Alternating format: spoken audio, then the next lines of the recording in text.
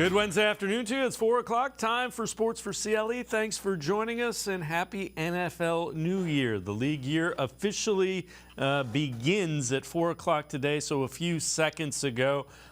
We take a look at this tweet from Brad Stainbrook. Plenty of Browns stuff to talk about. Browns are expected to have significant interest in former Chargers tight end Donald Parham.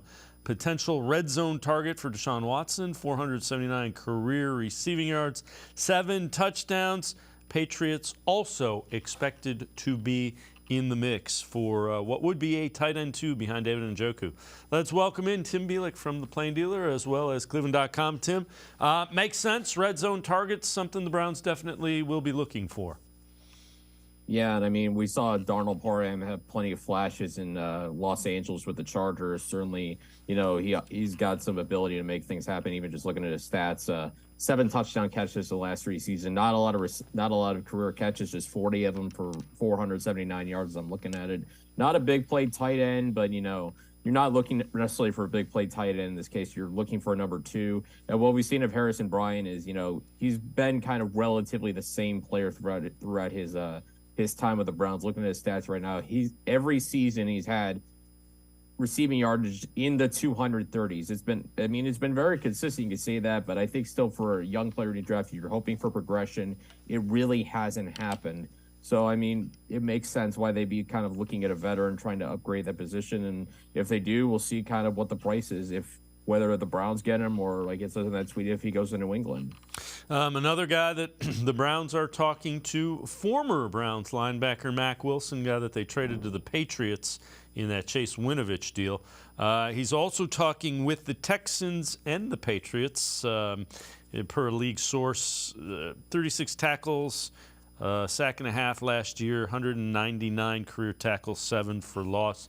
That from Aaron Wilson, rather. And Tim, Mack Wilson, serviceable guy, you know, decent against the run, I suppose. So I get where the thought might be there. Certainly not a big name guy, but somebody that the Browns were comfortable with.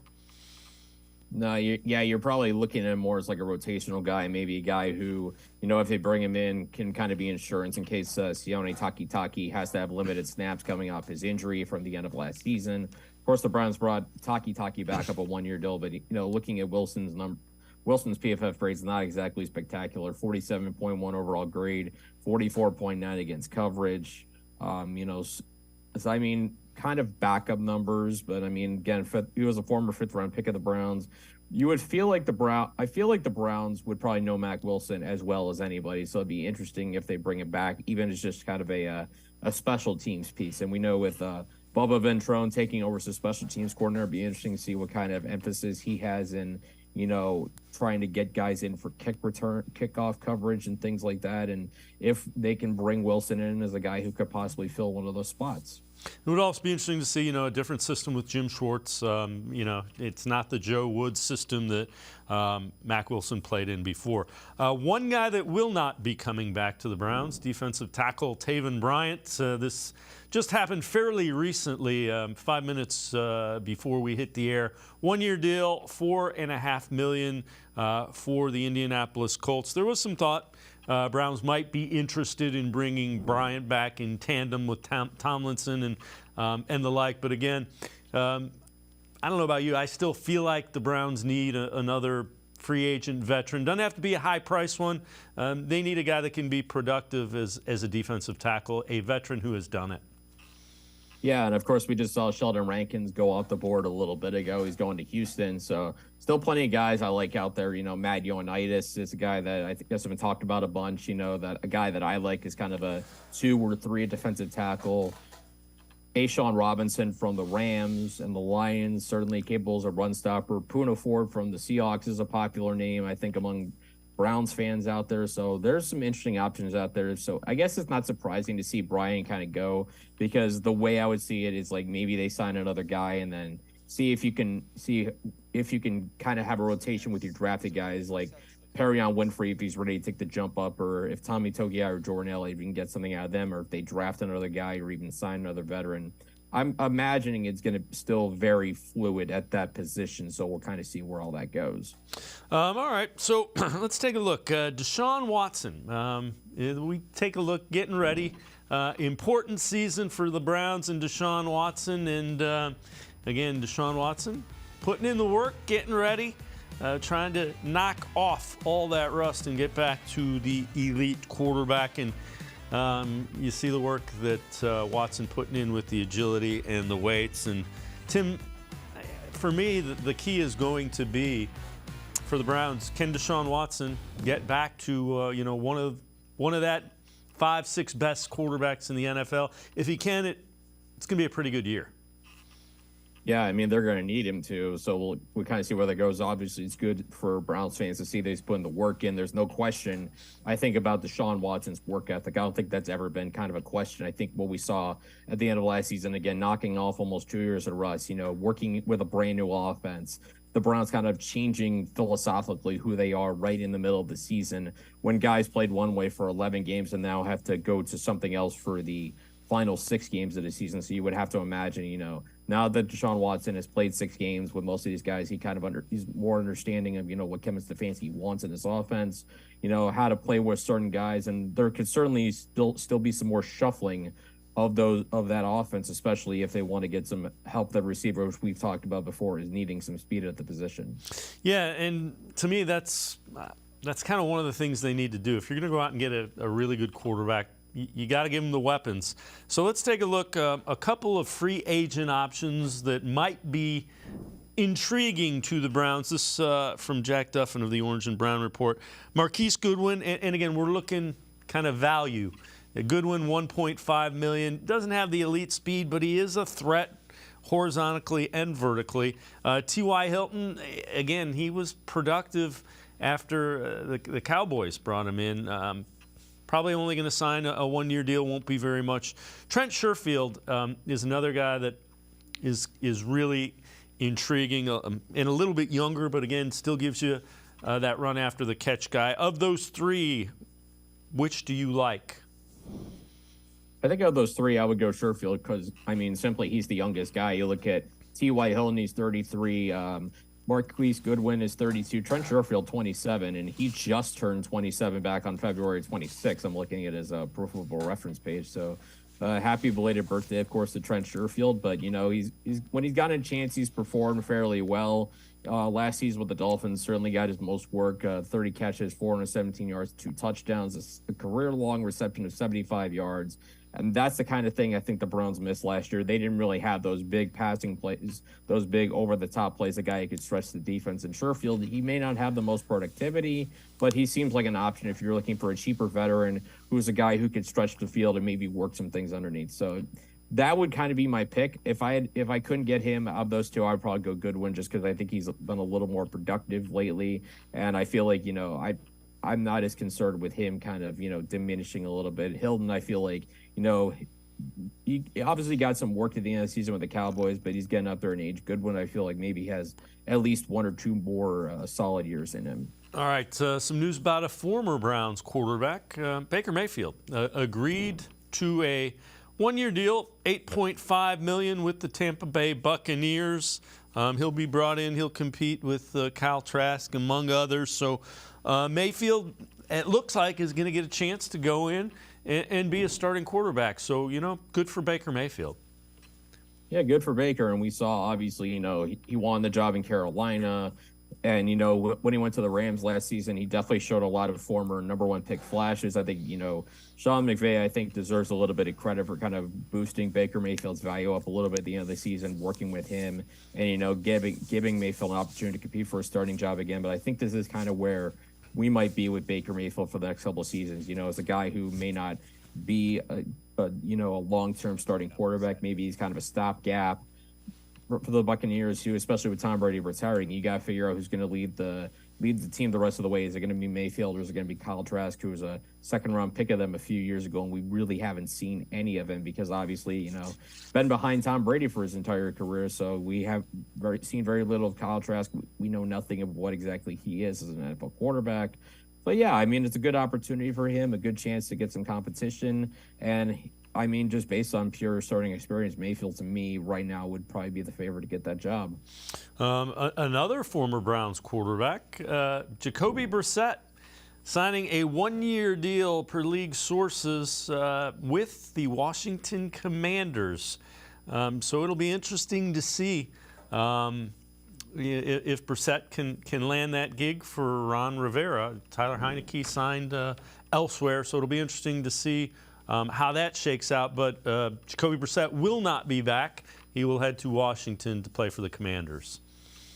Yeah, and good for Jacoby Brissett. I mean, it's clear he earned, that opportunity after what he did in those first 11 games for the Browns. I mean, we talked about it so much throughout the season, how he may not be a guy who wins you a lot of games, but he certainly isn't a guy who loses you games. And there were some of those games last season that they lost that really weren't on him. They were on the team around him. We talked about the issues with the defense and the special teams that seem like they might be getting rectified with changes of coordinators over there. But I love this move for Jacoby Brissett.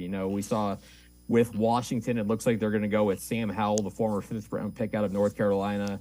He might be the guy right now as a starter, even though he only had one game as a starter. It was a very, very good one, I believe, against the Cowboys. And so you bring Jacoby Brissett in, quintessential veteran. I mean, whoever wins that starting quarterback job in Washington, Brissett is going to handle it with absolute class. And I think, just for that room in Washington to get a guy of that caliber, of that professionalism, I mean, there's not enough good things I guess you could say about what Jacoby Brissett did in Cleveland. And I personally wish him the best of luck in Washington. Without question. Tim Bielik and I are going to step aside, take a quick time out. Other side of the break, we continue talking Browns. We'll talk a little free agency, a little draft. Sports for CLE. We'll be right back. Stay with us. The Ohio Lottery Partners in Education program recognizes role model students and teachers from across Ohio. Nominations can now be done completely online. To nominate a deserving teacher or student, go to ohiolottery.com. In the About section, find Partners in Education. There you will find links to the nomination forms. Students, kindergarten through 12th grade, can be academic all-stars. Teachers can be honored as a Teacher of the Month. The Ohio Lottery Partners in Education, where stars shine. The Greater Cleveland Sports Hall of Fame celebrates the star athletes and notable sports figures who were born or have made their home in Greater Cleveland. It tells the story of discipline, commitment, perseverance, sportsmanship, and excellence in achievement. It encourages and inspires those who believe in sport and its direct impact on the well-being of our community. Go to clevelandsportshall.com or follow us on Twitter at GCLE Sports HOF for more details.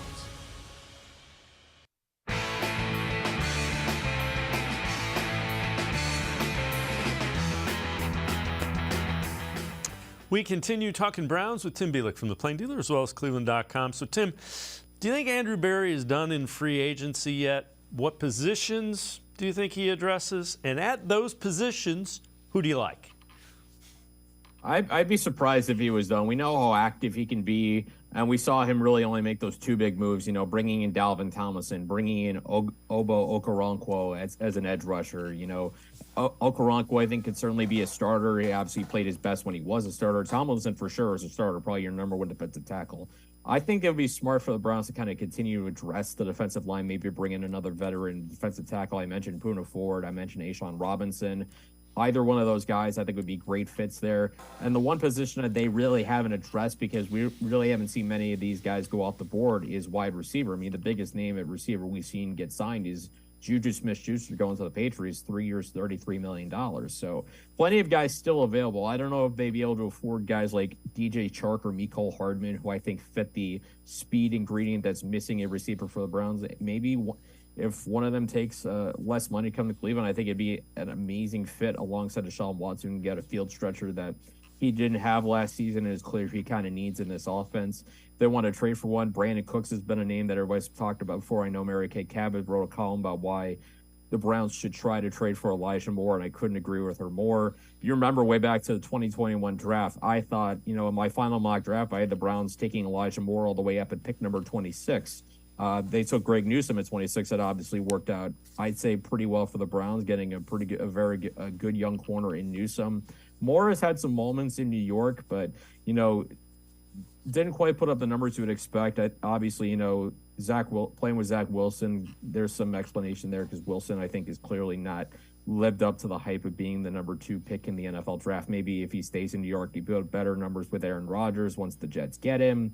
But I think Moore will be a tremendous fit in this Browns offense if we're able to get him. It's just a question of whether the Jets would make him available. And then in that case, if the Browns wanted to pull the trigger on that sort of deal. But I think Elijah Moore in Cleveland be an absolute perfect fit. Yeah, I would agree with you wholeheartedly. If there's a way to get Elijah Moore, it works. The Jets, there were games where he was inactive and there were games where he wasn't targeted, quite a few of them. So they did not utilize him. We'll see how that plays out. This from Dog Pound Daily. 3 Browns targets amidst the Colts fire sale. So they traded Stephon Gilmore, a really good cornerback, yesterday. Number 3, tight end Mo Alley Cox. We do know the Browns are tied to Donald Parham, so that's kind of interesting. Number 2, Kenny Moore II, a cornerback. Again, I don't know that the Browns need a cornerback, but we know Andrew Berry and the Browns seem to identify really talented cornerbacks, so I would never put it past them. Number 1, DeForest Buckner. And if there's a way to get DeForest Buckner at a reasonable price and find a way to make the dollars work, I love that idea. 100%. Then you're talking about taking the biggest weakness of this team, which was the defensive tackle group, and suddenly you make it a strength. And we know with Jim Schwartz in his defense, he puts a lot on the front four to make things happen, doesn't blitz a lot. So it's on those guys to get a lot of stuff done. With Myles Garrett, you obviously have an amazing starting point. Obo or Okoronkwo on the other side, I think it'd be a great fit if indeed the Browns go with the wide 9 set. Tomlinson I like with, obviously, you know, his run stop capability, but you put DeForest Buckner at that other defensive tackle spot, all of a sudden you have a dominant 1-2 punch at defensive tackle, as long as those guys stay healthy, as you can say for really any player in the NFL. But Buckner, I mean, he's an absolute stud over there. I mean, big body, just such a dominant player.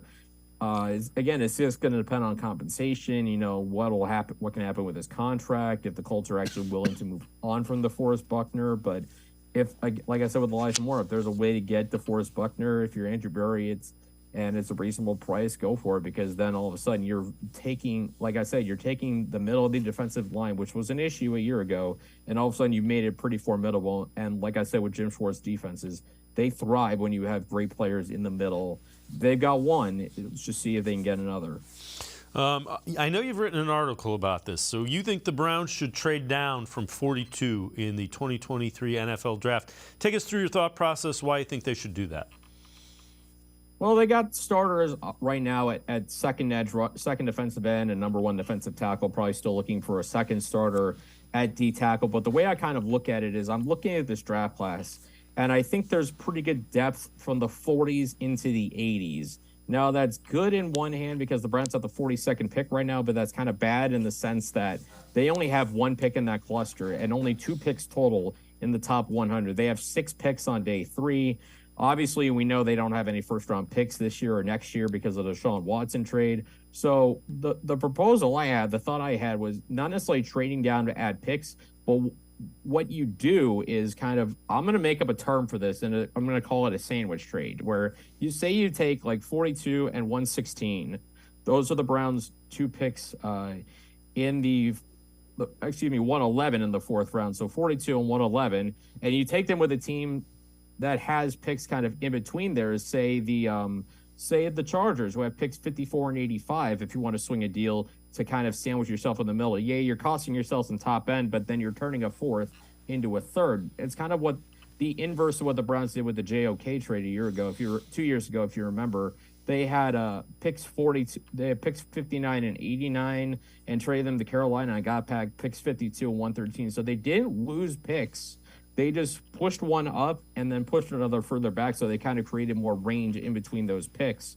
So in this case, it'd probably be better to try and make those picks closer together. You would still have the same number of picks, but turning a day 3 pick into a day 2 pick, even if it's in the 80s, I think with this draft class, it's a pretty good way to go. Tim Bielik from the Plain Dealer, cleveland.com, as always. Great stuff. Thanks so much for the time and the insight. Appreciate it very much, Tim. Yeah, thanks for having me, guys. Have a good day. All right, Tim Bielik, make sure you check him out. plain dealer, cleveland.com. We're going to step aside, take a quick time out. We continue talking Browns. Brad Ward straight ahead. Sports for CLE will be right back. Come back to go forward. Back to learning new things. Back to pursuing your dreams. Tri-C has flexible learning options to fit your life. And every year, more than 1,000 local companies provide Tri-C students with real-world learning. The right education can boost your lifetime earning power by hundreds of thousands of dollars. Start now with a college education you can afford. Tri-C, where futures begin. The Ohio Lottery Partners in Education program recognizes role model students and teachers from across Ohio. Nominations can now be done completely online. To nominate a deserving teacher or student, go to ohiolottery.com. In the About section, find Partners in Education. There you will find links to the nomination forms. Students, kindergarten through 12th grade, can be academic all-stars. Teachers can be honored as a Teacher of the Month. The Ohio Lottery Partners in Education, where stars shine. I am powerful beyond my wildest imagination. I will define my future. I will keep challenging myself to improve. Because I am a future leader of this great nation. I will be responsible for raising a beautiful family. And educating not only my generation, but many more to come. I will make a difference in my community. And I will stand up for what I believe in. I will not settle for simply chasing my dreams. I will achieve them. Because I was given a chance. An opportunity. A home. At Family, Career, and Community Leaders of America. The ultimate leadership experience. FCCLA has been one of the greatest experiences of my life. It's made me who I am today. Join us. We'll build a new future together.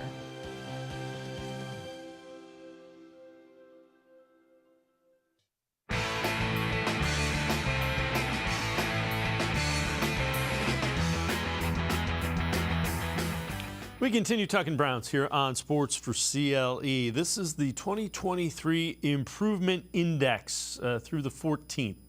And when you look at it, it's based on plus minus off-season roster moves and draft value.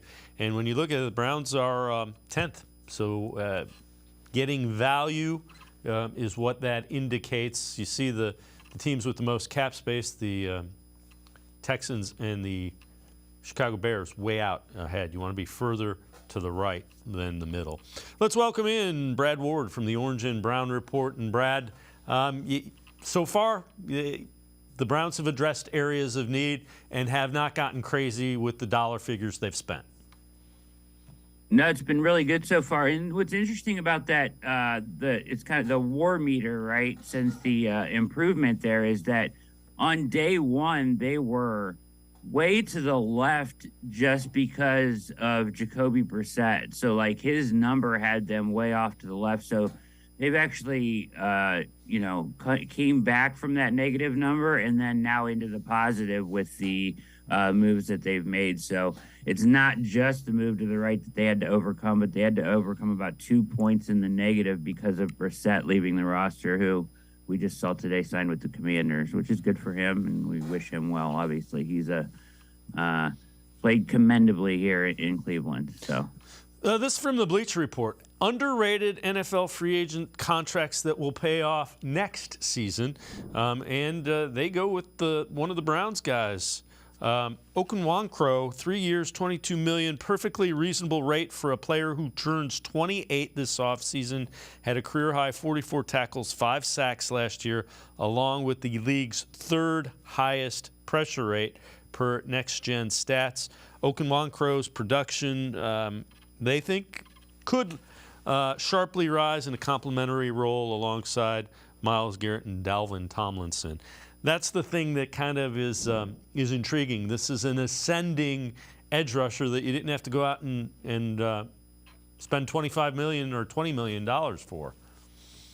Yeah, Okoronkwo has kind of been the guy that we've kind of been focusing on a lot at the OBR because last year when they signed him for a year to the Texans signed him to a one-year deal. It was kind of like, oh, they're going to get a breakout year from him. It took him a while to get there.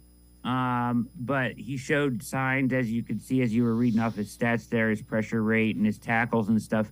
Took him a little while to get, caught up to things, but this is a guy that gets after the passer with speed and bend, very similar to Myles Garrett. Not the specimen he is, but still gets after the quarterback the same way. Has a bevy of pass rush moves. He is more polished than most people realize as a pass rusher, and most people think I think PFF had them ranked as their second or third best signing in day one as well. This is a guy that people are waiting for him to break out and have as you said, he's an ascending player and have a monster year. So, putting him opposite Myles Garrett certainly puts him in the best position possible to do that. So I think this is a really, really nice signing for them. Not a lot of money spent on him, but could pay huge dividends. He told somebody right after he got signed, he's like, I'm going to outplay that contract. So he is confident, and I'm excited about having him in Cleveland. He's a really, really good player who is on the rise for sure. And if he does outplay that contract, you can sure they'll extend it happily. Andrew Berry has shown the willingness to do that. Brad Ward, Orange and Brown Report. I know you wrote an article. We're going to take a look. Best available free agents by position.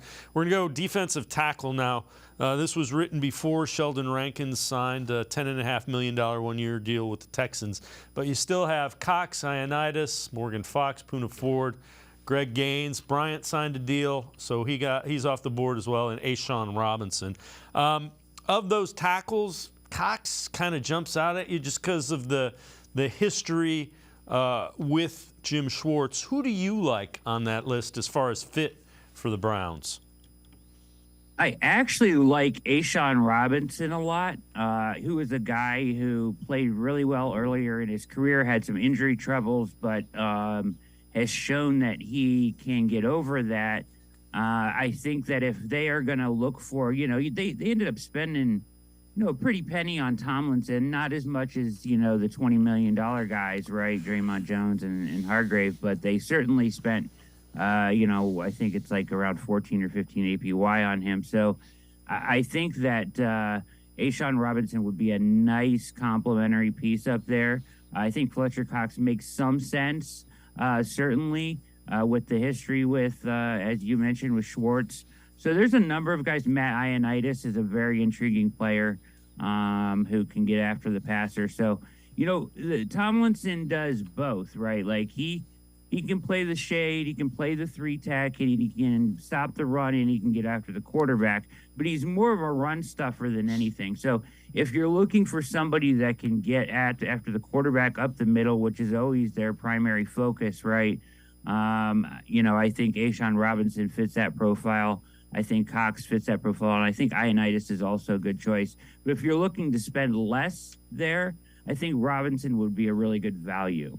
Yeah, I agree with you. I had said yesterday Robinson was the guy I wanted. And the other thing is, a guy up the middle that they hope develops under Schwartz that gets pressure is Perrion Winfrey. That's kind of what he is expected to do if he can put things together. All right, edge rushers, also from the same article that you wrote, best available free agents. I think it's fair to assume the Clowney ship has sailed here. Ngakoue is kind of intriguing. Clark, Houston, Ingram, Floyd. I don't know that they're going to do that because you do have Isaiah Thomas, you do have Wright, who I think they like both of them. If you can find one of these guys and get them at a lower dollar figure, $4 or $5 million, that's certainly not going to be Ngakoue or any of those guys. But if you can get one of the lower end guys, a rotational piece, keep in mind Jim Schwartz likes to play 7, 8, 9 defensive linemen and wants to rotate them in. Yeah, preferably here, Dave. I think you want Alex Wright to be defensive end number 4 on your depth chart. So ideally, I think that adding one of these guys makes a lot of sense. A value guy. I really like the idea of adding Frank Clark. I don't know what that dollar figure is going to look like. I like the winning pedigree. I like the way that he gets after the quarterback. I like the experience that he would bring to a locker room. So I really like that idea. And then another guy in there that's terrific against the run and the pass, who wouldn't cost as much because he doesn't play as many downs as everybody else, is Carlos Dunlap. And so both of those guys are guys that jump out to me. Frank Clark being I think would be a great fit coming home to Cleveland. Having won, this defense needs some leadership, right? So you're not just, Andrew Berry needs to not just accumulate talent, but build a team at the same time. So I think Frank Clark would profile, that winning pedigree would profile nicely on this defense. Agree with you wholeheartedly. Brad Ward from the Orange and Brown Report now. I'm going to step aside, take a quick time out on the other side of the break. We head to the voicemail of Truth and Reason. We go back to Brad's article, Best Available Free Agent Wide Receivers and Free Safeties. Sports4CLE, be right back. Stay with us. The Great Lakes Collectors Convention, presented by Greeny Sports Cards, takes over the Fieldhouse in Independence, Ohio, where the passions of sports fans, collectors, and sports talk enthusiasts collide. 50,000 square feet of ball card bliss. Hundreds of display tables. Card Shop Live Theater with interactive appearances from the region's most notable sports media. Great cards, great location, great show.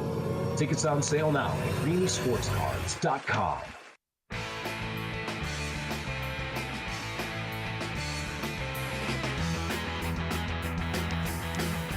We continue talking Browns with Brad Ward, the Orange and Brown Report. Let's head to the voicemail of Truth and Reason.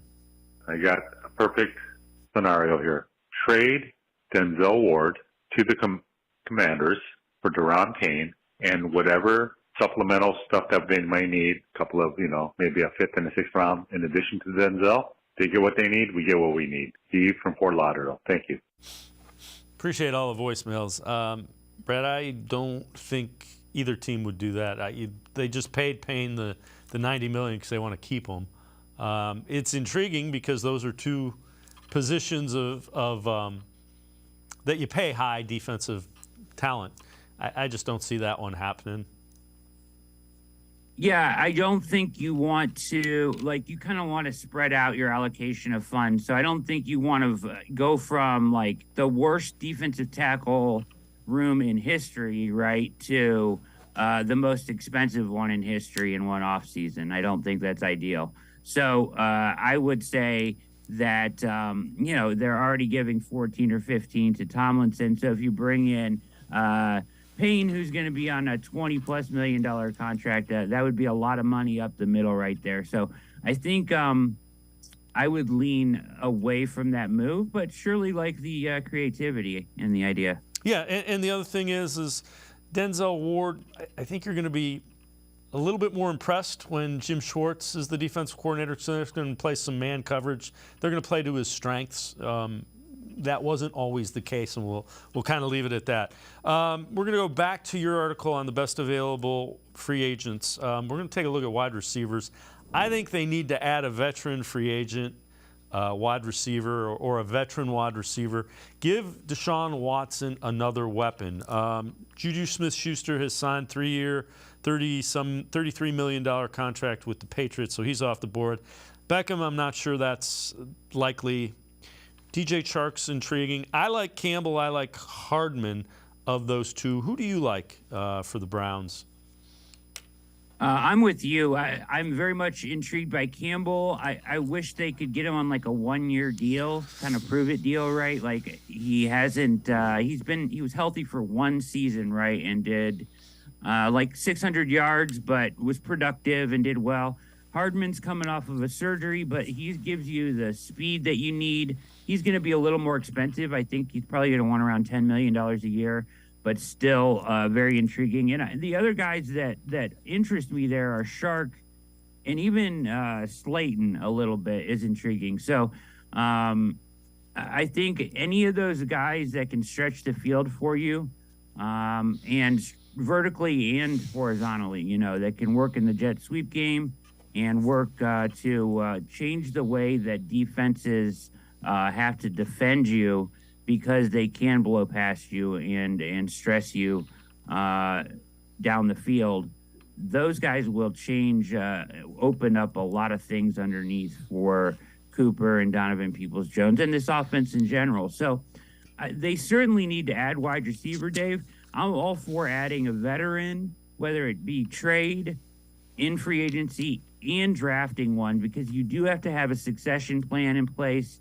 And I'm not banking on a David Bell breakout party. I haven't given up on him, but I'm not banking on David Bell being the guy either. So I think they have to continue to draft one until you get, like, having a receiver on a rookie deal has such value now, Dave, because it just helps your roster construction so much that you can have a cheap receiver that's productive. So I think you got to keep taking them until you get one that can do that. Yeah, agree with you wholeheartedly. And again, you're paying your quarterback $230 million guaranteed, 50 whatever it is million a year. You got to give them the weapons to be effective and go find them. And I'm with you. Last position group we'll look at, safeties, another area of need. Really, Jordan Poyer came off the board. He's re-signed with the Bills. So you got Chauncey Gardner-Johnson, Julian Love, Taylor Rapp, Juan Thornhill, Adrian Amos, the guy I like. And again, from what little I have seen, I like Juan Thornhill of the Chiefs. It kind of goes back to your thing. You want a guy that has big game experience, championship pedigree. Thornhill is a guy that played for the Chiefs. And the Chiefs seem to develop young guys that can play in their secondary. Yeah, they do. He's my favorite, too, for the price, right? I think he's projected around 5.5. He may garner more than that because he probably has a pretty good market out there. But Thornhill is definitely my favorite. Obviously, Chauncey Gardner-Johnson, Gardner-Johnson is a very intriguing player, right? But he is going to get probably twice that, if not more. Yep. If they want to spend that there, by all means, right? I kind of feel like this is the position, Dave, that we maybe see a move next in free agency. I've kind of been keeping my eye on, like, it feels like safety might be next for the Browns in their order of taking care of things. So I've really kind of been hoping that the last couple of days here, not much has happened here the last 2 days. We're waiting for something to happen. I was kind of hoping it would be a Thornhill. And even if those guys don't work, your Rodney McLeods, your Deron Harmon guys down that are even further down on that list are good value options if you're going to draft a safety or whatever too. So, and you need to bring in a veteran. There's a number of options there, but I would agree with you that Juan Thornhill is by far my favorite. All right, before I let you go, the new league year started 37 plus minutes ago. Either through free agency, trade, what would make this huge, what addition to what we have already would make this offseason a huge success for the Browns? In other words, what do you want them to go do? I think that trading for a proven receiver would be the ideal thing. Like, I thought it was Elijah Moore. Like, I felt like he would be a perfect fit. But they've kind of come out now and said, we're not doing that, right, with the whole Aaron Rodgers thing. So, seems like it's off the table. So, with Denver dangling their receivers out there, if I had my choice of those three, it would be Jerry Jeudy. He has a fifth-year option. It times up perfectly with Cooper's deal ending, so you can kind of make a decision from there how you want to proceed. But for the next 2 years, you'd be talking about DPJ, Jerry Jeudy, and Amari Cooper. That seems pretty ideal to me. I would go Jerry Jeudy in a trade would make this offseason perfect for me. I'm with you if you can find a way to do it. The Broncos have come out and said they want a first-round pick, and you know how that goes. We call it negotiation for a reason. Yeah, you got to start somewhere, right?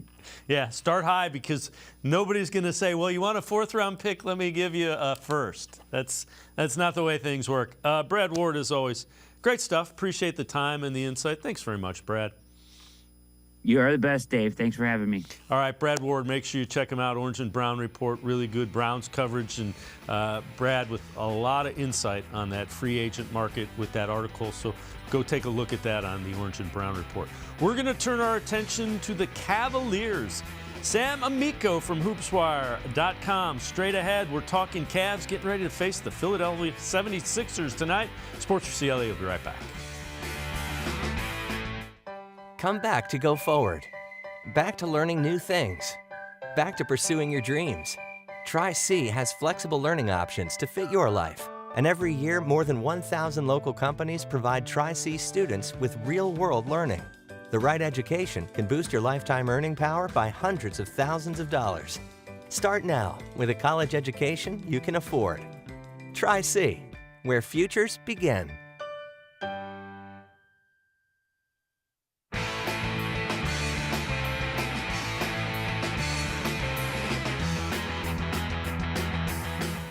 Sports4CLE continues. We turn our attention to the Cavaliers, still holding down that fourth spot in the Eastern Conference. Winding down the regular season last night. No Jared Allen, no Donovan Mitchell. Still a road win in Charlotte against the Hornets. They'd got it done 120-104. JB Bickerstaff last night on if there's a change in the way the Cavs are playing on the road. I thought we handled our business. There were no lapses, no messing with the game. We understand the job that we had to do, and we went out and did it. The thing I was most impressed with is how we went about it. We didn't try to go for knockout blows. We just continued to chip away, continued to jab, and just build the lead slowly without trying to do too much. But I thought we did a really good job, really professional attitude tonight.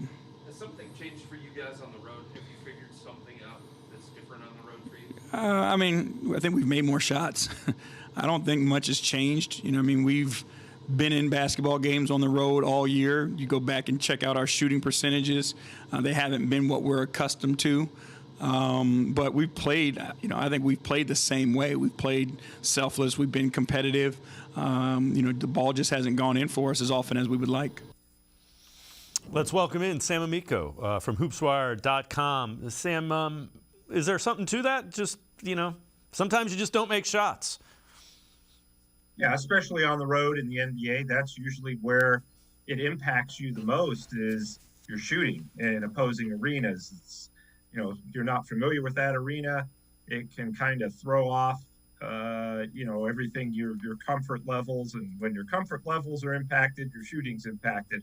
And I think there's a lot of truth to that. There's also the fact that, look, the Cavs, really, like JB said, have kind of stopped going for that knockout punch or that big surge, at least during this recent, success since the All-Star break on the road, and have more or less just been, like he said, they kept jabbing, kept chipping away, kept building the lead, not letting things get to them as they can often do in road games. So I think that they've been just much more professional in their approach on the road. And a lot of that is just having grown up throughout the course of the season, a young team maturing. It's just the natural thing that you hope happens. So the good sign is the Cavs have been showing that in these road games. Yeah, I mean, the bottom line is you kind of understand what you do well and some of the things that you don't do well. And you try to avoid the things you don't do well, and you do the things you do well. Take a look at this. Is kind of interesting as well. Over the last 25 games, Darius Garland has averaged 22.9, Donovan Mitchell 25.9, Evan Mobley 19. So they're averaging almost 68 points per game. You see the net rating with Jared Allen and without Jared Allen. But back to those three, they've developed into the big three that conventional wisdom says you need to have if you're going to win some playoff series. Absolutely. It goes back to, if you want to go way, way back, you go back to, Kareem, Worthy, and Magic, or Bird, Parrish, and McHale, and more recently you had Garnett, and Ray Allen, and Paul Pierce, and then, of course, the Heat big three with LeBron James. So the Cavs look like they have developed what is a big three with a pretty good 3A in Jared Allen, who, does everything defensively when he's out there and healthy and his eye is healed, hopefully soon. So that's a good start. Mitchell, Garland, and Mobley in any order. as we see, that has something to do with their improvement, I would think, on the road, is the growth of Mobley this season from game one to, now almost the end of the season. And I think a comfort level now with Garland and Mitchell getting more comfortable playing together. And really, with the addition of Mitchell, this isn't a bad thing, but a lot of the talk's been almost all the time about Donovan Mitchell. Darius Garland has quietly returned to his all-star form from, last season, and is just playing so much better when it means the most. And I think that that's really been something that's quietly lifted the Cavs to new heights is the play of Garland and him getting more comfortable playing alongside Mitchell, and as well as Mobley getting more accustomed to playing alongside Mitchell. So I think that those things are all factored into their recent, I don't want to say surge, but recent just ability to keep a good thing going, which they were unable to do last season after the All-Star break. As we've talked, they're going to need some scoring, some consistent scoring, from the other guys other than those four that we mentioned. They got a big game last night from both Karis LeVert and Cedi Osman, who were both in the starting lineup. J.B. Bickerstaff on Osman's performance from last night. It was great to see it. We know what Cedi's capable of. He's a guy that can ignite, both sides of the floor. He can make shots in a hurry, but he also does a great job defensively of getting deflections, chasing guys, getting through screens, and all that stuff brings energy, and we're going to need that. So, Sam, how fair is it to say they need, the key to how well they do is going to be Karis LeVert and Cedi Osman? Without question, and if it's not one of those two, then Lamar Stevens or Dean Wade is going to have to fill it. But I think that Osman and LeVert have the most potential in terms of adding to the scoring, which is something you want from the reserves. You're going to need points off the bench, and what you want, is for somebody to step up and do that consistently. It doesn't have to be obviously 30 points, but it can't be 2. So somewhere in between. Cedi, preferably both Cedi Osman and Karis LeVert are both going to be able to, consistently contribute off the bench in the playoffs. And they've been very good. Both players have had their moments at times. There's also times they're just kind of running around out there, probably more Cedi than LeVert, but still there are games where LeVert's kind of MIA. So those are the things that you want to get, shored up, have them playing their best basketball. Dave, we've talked about this here before. What your 3 or 4 main guys are going to do, and they're going to do that in the playoffs. It's the role players and the reserves that really tend to make a difference in these series, and that's why it's so important that, one of those guys that we just named really gets it going on a regular basis and becomes a threat. It doesn't have to be right now, but it does have to be in the postseason. Along those lines, ESPN.com's power rankings for the NBA. Bucks 1, Celtics 2, 76ers 3. All in the Eastern Conference. Nuggets are 4, and the Cavs are 5. LeVert, who's been up and down in his time with the Cavs, has averaged 17.7 points, 50% shooting past 3 games. Cleveland going 2-1. Cavs need either Osman or LeVert to become consistent scorers if they're going to have success in the playoffs. We just got done saying that. The interesting thing is 4 of the top 5 in these power rankings are in the Eastern Conference, and they're in that order. Bucks are 1, Celtics 2, 76ers 3, Cavs are 4. Yeah, I think that's accurate. I mean, the Cavs, the Bucks, and Celtics and 76ers are veteran clubs that have been their core players have been in winning situations before. The Nuggets seem to be sliding all of a sudden quickly, pretty much have wrapped up the number 1 seed in the Western Conference, but I think they've lost 4 straight. So, at this point, the Cavs look better than them. But as far as the Cavs are concerned, look, the Bucks, Celtics, 76ers, experienced cores. The Cavs, Darius Garland never been to the playoffs. Evan Mobley never been to the playoffs. Jared Allen went once, 2019 with the Nets. Isaac Okoro never been to the playoffs. So these are kind of your main guys. In fact, they are your main guys other than Donovan Mitchell, and the playoff experience just isn't there. That doesn't mean that, you go in the playoffs saying, well, we're going to lose because we're an inexperienced team. But there are little things here and there that are allowed in the playoffs that aren't allowed in the regular season that you've got to adjust to, and that's going to take some time. So I think that the Cavs, are pretty much where they wanted to be and expected they would be at this point in the year and hope to be. So they're in a good spot, and they're look, probably get home court advantage in the first round of the playoffs. That's been a winning regular season, I think, if you ask the Cavs and their fans, and anything that happens after that is just great. This from StatMuse. Let's take a look at this too, and it kind of goes along with what we talked about. Cavs number 1 in the NBA net rating, number 2 in defensive rating, and number 9 in the offense rating.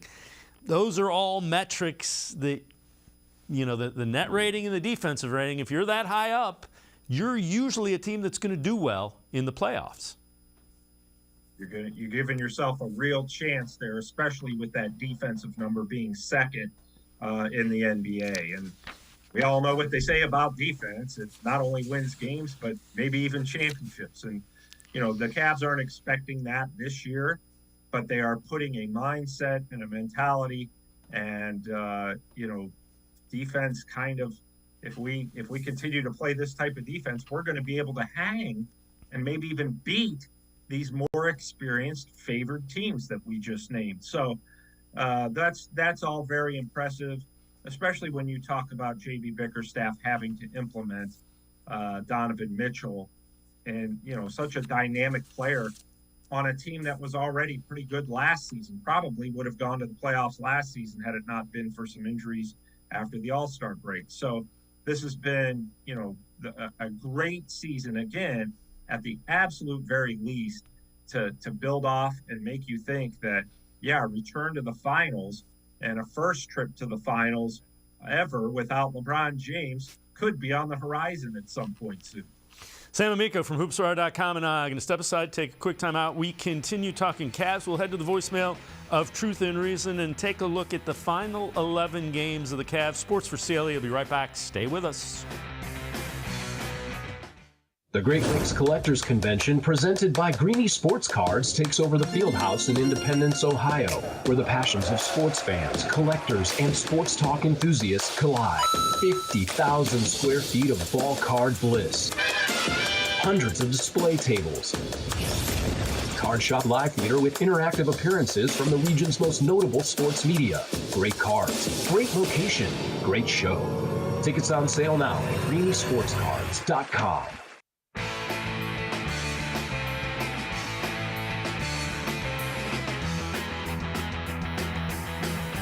We continue talking Cavs with Sam Amico from Hoopswire.com. Let's head to the voicemail of Truth and Reason. I noticed, like in the playoffs, it's like hard fouls, flopping and all of that. I was just wondering if the Cavs, because I think it's going to get real physical, I was wondering about maybe a guy like Boogie, because he's a big guy, he's a beefy guy in the middle. If they fortunate to make it to the second round, they should be able to have somebody to stop Embiid or Giannis coming to the bucket. You can waste like 6 fouls or whatever, at least it won't be getting pushed around. And just wondering about if somebody can answer. I know Boogie had that anterior ligament damage, and it's possible he still can be picked up. Or Tristan Thompson, So that's about it. Thanks for taking my call, and hope someone would answer that. As always, appreciate all the voicemails. Sam, I don't think they're looking at a defensive guy. We talked about how good their defense is. You've got Robin Lopez, a big guy that's experienced. If you're looking to give 5 fouls, that's a guy. Nobody's stopping Embiid or Giannis. Nobody in the NBA has been able to stop them. Yeah, I thought that was a good question. I kind of wondered that too. Looking at some of the big men, the free agents, you do kind of wonder about Cousins. And DeMarcus Cousins is out there. Of course, all these guys are eligible for the playoffs because they were waived or not signed before March 1st. So, I've kind of looked at that list before with Cousins and Hassan Whiteside and, LaMarcus Aldridge, maybe some of those Serge Ibaka, those guys who are available.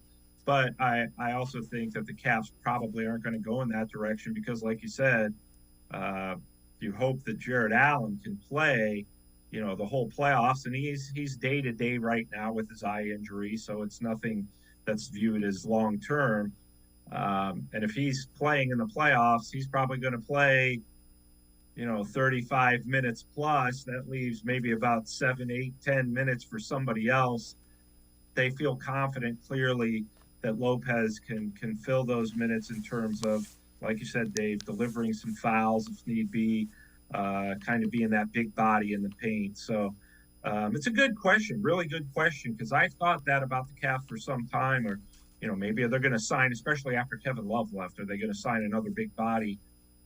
It doesn't appear that they're going to, for better or worse. It seems like they're just going to ride out with what they have and then wait till the next transactional phase this summer to see what they need to have. Well, one guy that it appears will be around for a little bit is Sam Merrill. He's getting ready to sign a multi-year contract with the Cavs. Take us through, and again, this is from hoopswire.com. Sam, you tweeted that out. Take us through where the Cavs are with Merrill. Yeah, they signed him to a multi-year, 3-year deal. And it sounds like just this first year for the rest of the season is guaranteed. Then with 2 non-guaranteed years after that, maybe a partial for next year.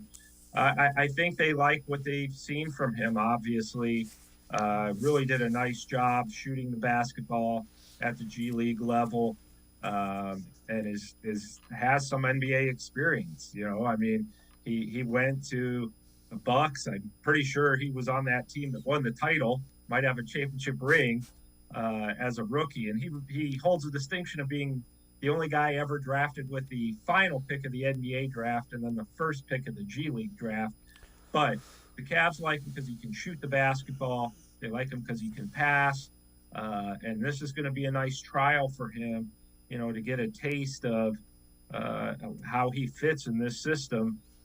And will he be an upgrade, over some of the others in terms of 9th, 10th men, Dylan Windler or Danny Green or one of those guys, to come back next year, get some more experience and make some outside shots and facilitate a little bit. So it's kind of one of those things, hey, we can afford to give this guy a try because he's been around a little bit and he's a pretty good player. So the Cavs play the 76ers tonight. They have 11 games left in the regular season, 4th place in the Eastern Conference, 3 games behind the 76ers, who are in 3rd place.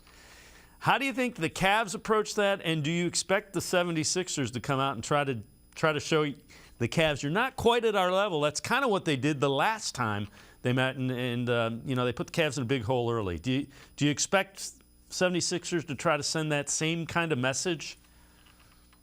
Yeah, I expect the game to have playoff intensity and those type of messages. The Cavs trying to send a message that, you don't want to face us in the playoffs, and the Sixers trying to say the same thing. So, I suspect that it's going to have that type of atmosphere. Obviously, not having Jared Allen for the Cavs is, that makes it tough, especially when the opposing team's best player, one of the best players in the NBA, if not the NBA MVP, just happens to be a center. So in Joel Embiid, so it's going to be a tough road for the Cavs. But these are the kind of games that test your mettle a little bit. With after tonight, 10 games left, you get a good gauge of where you stand.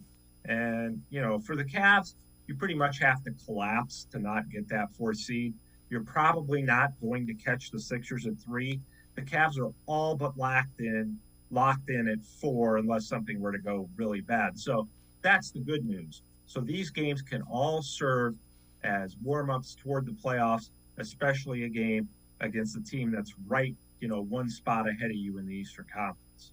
All right, as you look at the final 10, and really there's a couple against the Nets who are kind of fighting for that spot. I think they play the Knicks, but they are not, after tonight against the 76ers, they're not among the elite that the Cavs are playing.